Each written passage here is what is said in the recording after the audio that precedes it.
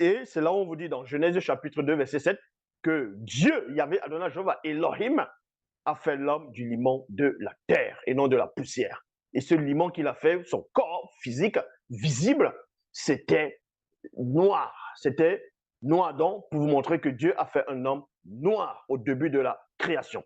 C'est pour ça que dans l'article ici, on vous dit, c'est de ce limon noir que viennent le nom antique de l'Égypte, Kémet, qui veut dire la terre noire. Il y a point ici. Dans Genèse chapitre 5, au verset 3, Bible de Paul. Or, Adam vécut 130 ans et engendra un fils à sa ressemblance. Il y a virgule ici.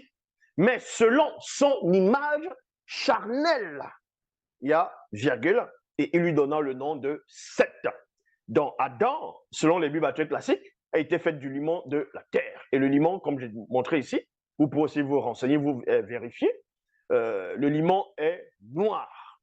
Donc, le premier homme était noir. Et on vous dit ici que sa descendance, maintenant on va entrer par rapport à sa descendance, dont Seth a, en parlant de Seth, a été fait aussi, quand il a eu Seth, il était à l'image, selon l'image charnelle, donc visuelle, d'Adam et de Ève, donc noir, exactement comme eux. Dans Genèse chapitre 2, verset 10, on vous dit, un fleuve sort du pays d'Éden pour arroser le jardin. Point. De là, il se divise en 4 fleuves plus petits. Le nom du premier est Pichon. C'est celui qui entoure le pays de Havila. Il y a virgule ici, où se trouve l'or. Remarquez que dans Genèse chapitre 2, verset 10, Havila n'existait pas encore. Le pays de Havila n'existait pas. Là, c'est un résumé. Mais néanmoins, on va vous parler, révéler l'identité de qui c'est qui est Havila. Parce que quand on lit dans les Bibles classiques, certains vont venir lire sans comprendre ce qu'ils sont en train, de lire. Donc, comme j'ai dit ici dans Genèse chapitre 2, verset 4, on vous apprend, vous pouvez lire dans tout Genèse 2, qu'il y avait 4, c'est-à-dire un fleuve sortait d'Éden, qui parcourait l'Éden et il se divisait en 4 fleuves, en 4 branches et 4 bras en fonction des versions. Donc, le premier fleuve ici va entourer, le nom du premier est le Pichon, c'est celui qui entoure le pays de Havila, où se trouve l'or. Genèse chapitre 2, verset 13, dans la Bible seconde, nouvelle édition de Genève. Le nom du second fleuve est le Gihon. Et le Gihon, c'est celui qui entoure tout le pays de Cush. Donc, on donne déjà le nom de 2 personnes ici, au début de la Genèse. On les identifie déjà ici. Et vous allez comprendre que l'Europe n'existait pas, l'Océanie n'existait pas, l'Asie n'existait pas, l'Amérique n'existait pas. C'était encore l'Afrique, un seul continent, un seul bloc.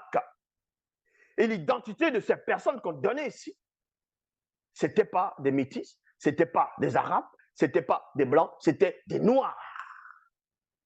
On voit cela.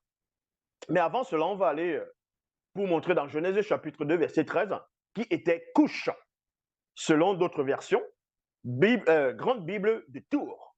Le second fleuve s'appelle Génon, dans d'autres traductions, le Gihon. C'est lui qui coule tout autour du pays d'Éthiopie. Vous voyez, vous comprenez ici que l'Éthiopie, dans Éthiopie, c'est Cush. Vous pouvez aussi vérifier. Maintenant, on va vous donner donc l'identité biblique de la race de non seulement Havila et de l'Éthiopie, selon les Bibles classiques, non point l'Éthiopie qui a subi l'hybridation ou bien le métissage. Genèse chapitre 10 au verset 1, voici les descendants des fils de Noé. Il y a 2 points, Sem, Cham et Japhet, auxquels naquirent des enfants après le déluge. Il y a point ici. Donc, Noé a eu 3 enfants et les enfants de Noé, selon les Bibles classiques, aussi ont eu une descendance, ont eu des enfants. Donc, vous allez voir ici qui étaient donc les petits-fils de Noé. Et quand vous voyez les petits-fils de Noé, vous allez comprendre en même temps que Noé lui-même était noir. Japheth était noir, Sem était noir et Cham lui-même était noir. Parce qu'il y a des Mongols qui viennent dire la malédiction de Cham, de Cam, que Noé a maudit Cam, Cham, en fonction des versions, et il est devenu noir. Voilà l'hérésie qu'ils viennent raconter aux gens pour faire asseoir un mensonge, la suprématie. Mais vous comprenez, dans Genèse chapitre 10 au verset 6, et les fils de Cham, d'autres disent Cam, les fils de Cham.